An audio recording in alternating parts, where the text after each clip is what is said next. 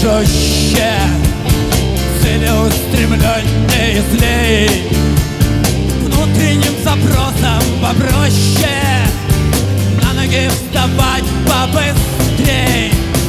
Надо было не распыляться, в суете себя не искать. Надо было в суть углубляться, а не по верхушкам скакать. Надо было быть прозорливым, силы рассчитать на года.